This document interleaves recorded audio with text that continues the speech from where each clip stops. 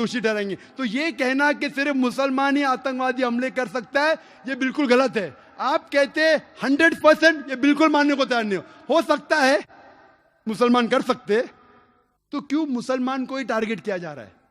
बराबर तहकीक करो, मुसलमान रिस्पॉन्सिबल पकड़ो, हम आपका साथ देंगे, लेकिन बेबुनियाद पकड़ना मेरे हिसाब से सही नहीं।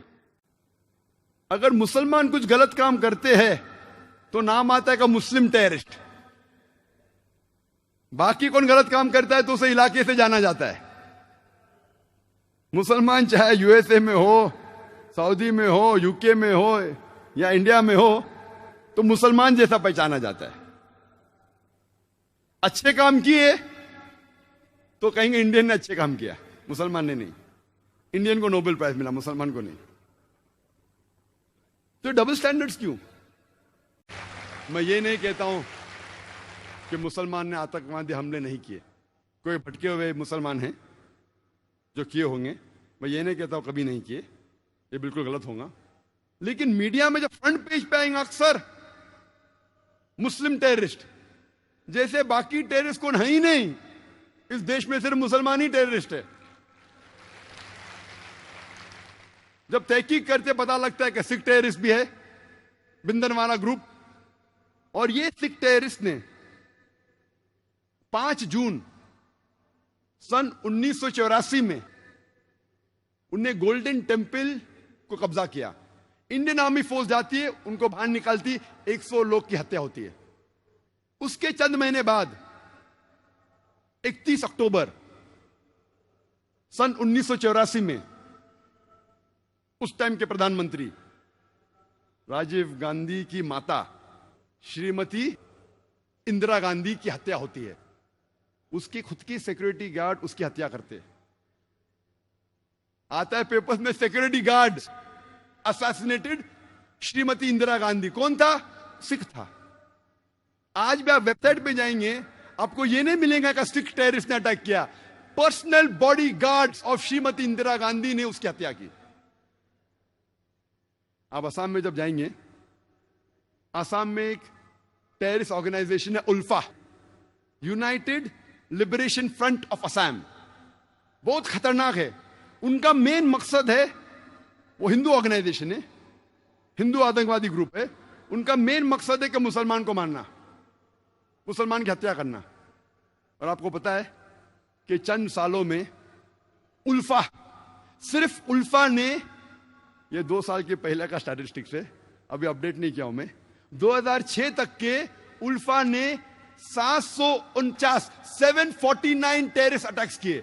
There is no other terrorist organisation in the world history who has done 749 terrorist attacks. 749 terrorist attacks ULFA ने किए चंद सालों में सिर्फ। हम पढ़ते ही नहीं पेपर में, हमें पता ही नहीं। मैं जब बॉम्बे में पेपर पढ़ता हूं, पता चलता कश्मीरी टेररिस्ट, मुस्लिम टेररिस्ट। जब मुझे कश्मीर लोग काफी बुला रहे थे तकरीर करने के लिए, और मैं सोच जाऊं क्या नहीं जाऊं, जाऊं क्या नहीं जाऊं। फिर 2003 में सोचता हूं मैं जाऊंगा। अल्हम्दुलिल्लाह वहां की गवर्नमेंट पूरा इंतजाम करती है। और 14 साल के बाद सबसे पहली बार खुले आम पोलो ग्राउंड में तकरीर करने की परमिशन देती है। माशाल्लाह 1 लाख से ज्यादा लोग वहां मौजूद होते। मैं सोच रहा था मैं जाऊं क्या नहीं जाऊं, हालात बुरे हैं। मौत का तो डर नहीं, अल्हम्दुलिल्लाह अल्लाह के काम के लिए। बस सोच रहा था अच्छी फिजा है कहने गया मैं। फौरन गवर्नमेंट ने मुझे 2 पुलिस ऑफिसर दिए स्टैंड गन के साथ। मैं वहां गया, तकरीर किया, चीफ मिनिस्टर से मिला, गवर्नर ने मुझे बुलाया डिनर के लिए, ब्रेकफास्ट के लिए, काफी मिनिस्टरों से मिला। हालात तो लग रहे थे, लेकिन मुझे कुछ महसूस नहीं हुआ कि 2 बॉडीगार्ड्स की जरूरत थी। चंद महीने बाद मैं जाता हूं असम में, एयरपोर्ट पे उतरता हूं, उतरते ही 4 पुलिसमैन स्टैंड गन के साथ। 4 पुलिस, असम में क्या जरूरत है? असम में 4 पुलिसमैन, वो भी स्टैंड गन के साथ, क्या जरूरत है? जब मैं सड़कों पे निकलता हूं, एयरपोर्ट से दूर जाता हूं, फिर एहसास हुआ मुझे 3 दिन बाद कि अगर ये 4 पुलिस अफसर मेरे साथ नहीं होते थे तो शायद मैं आज नहीं होता था यहां। हमें तो पता ही नहीं असम की हालत क्या है। असम में इतने आतंकवादी हमले हो रहे, हमें पता ही नहीं है।